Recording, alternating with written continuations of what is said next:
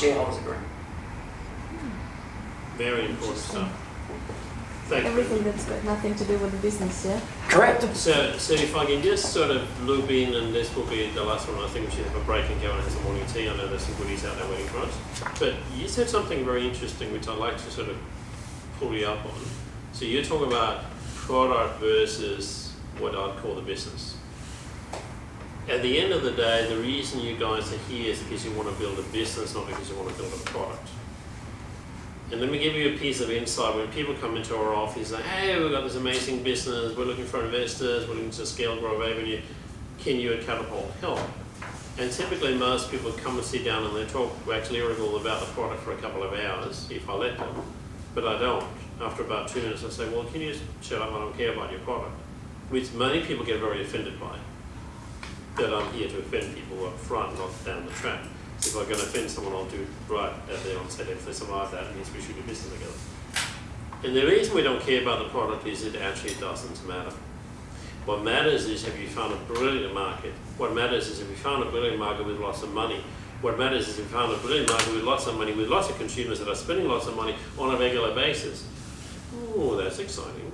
Now, have you actually then developed a business model, not your software, not your product, nothing like that, and that business model transact and translates into this market in such a way that on a recurring method or means, we're basically tapping into this market and grabbing money out of that, and they're willing to pay the price for what we have in our mind and we've already tested it. Now, in exchange for that business model, of course they're going to have some product. They're not going to just give you money for nothing.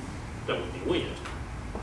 But it's way down in the pecking order, because if we haven't found a brilliant market, I mean, say take your business, 99 odd pairs. Are there lots of parents in the world? Oh, it's a couple of billion of them. Are there lots of parents that are in the wealth segment where they can afford an pair? I don't know what the global numbers are, but somewhere in between 10 and 100 million people. Okay, that's big enough. Do we know anything about the existing market, about are they willing to spend a couple of $100s a month on this problem, or even a couple of $100s a week on this problem? Yeah, there's plenty of evidence. There's hundreds of thousands of pairs all right at this very moment circling around the planet, if not even millions. You know the numbers better than I do. Okay, I'm already excited.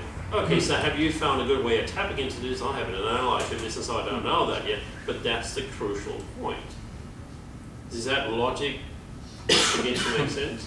So one of the things we do, and a couple of you have spoken about VCs, one of the things that we look at the world differently is we look at the world upside down to the way a VC will look at the world.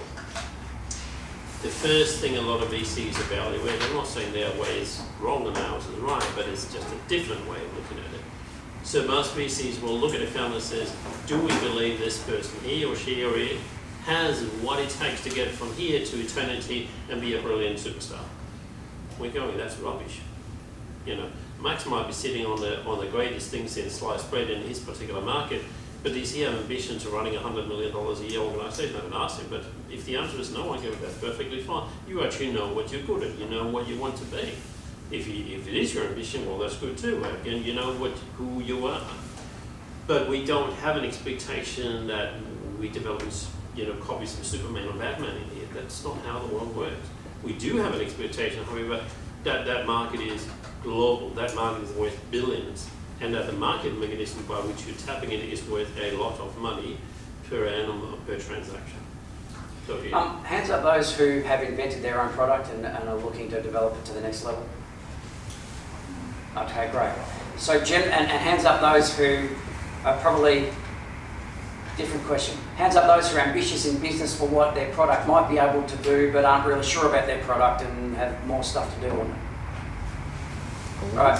And they're not always the same people, yeah? So those people who invent their products and are embroiled in their products don't necessarily carry the skills for making the business work. Does that make sense? I am skilled in my product. I am passionate about my product. I know my product will make a difference. I see the difference it can make, and I can engage people in the story about the difference I can make about my product. But bug it if I can run a business, I haven't got the skills on that, yes? So your role, part of your role then is to open your mind. Sorry, different quote, going back a bit. I've spoken to a lot of inventors. I've spoken to a lot of people who have this great idea or this great product. and they come from the position of it will change the world and my product, it speaks for itself, yes, but they can't run a business.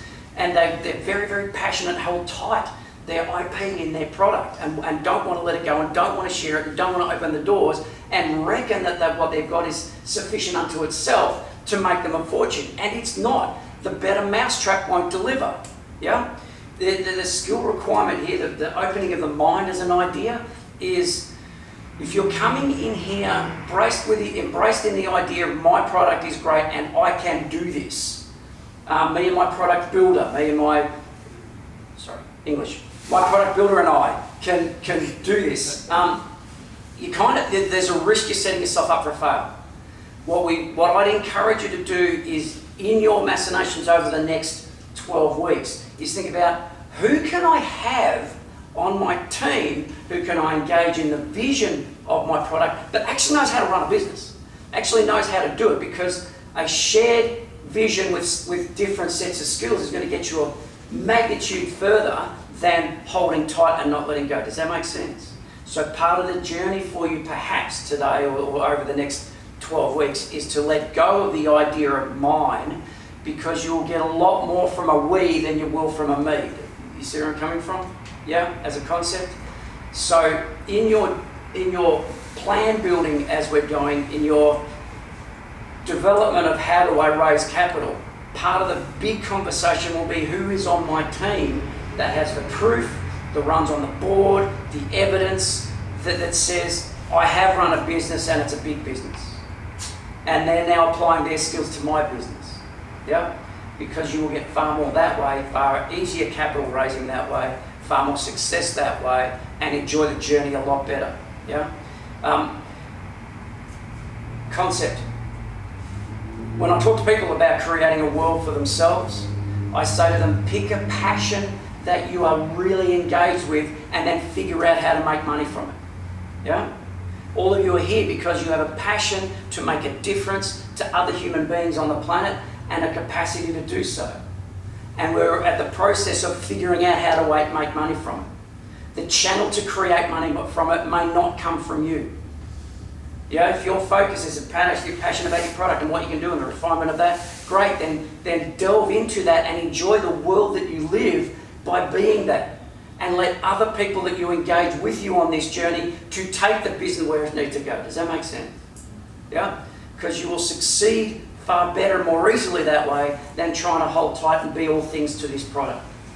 Yeah? Because no one person carries the skills unto themselves. The whole world is based on community and working together. The whole world is based on we. Well, if you're holding tight, my encouragement to you is let the reins go and start to think we. Because it makes a massive difference to your ability to succeed and get your product to where you want it to go. Break for 1 and 2? Break for 1 and 2. Okay, anything else about that? When do we come back? Let's say we're back in 20 minutes. Can we do that? So 11:20? 11:25. 11:25. 11:25. Back to 6. Thanks, guys. Cool. Thank you.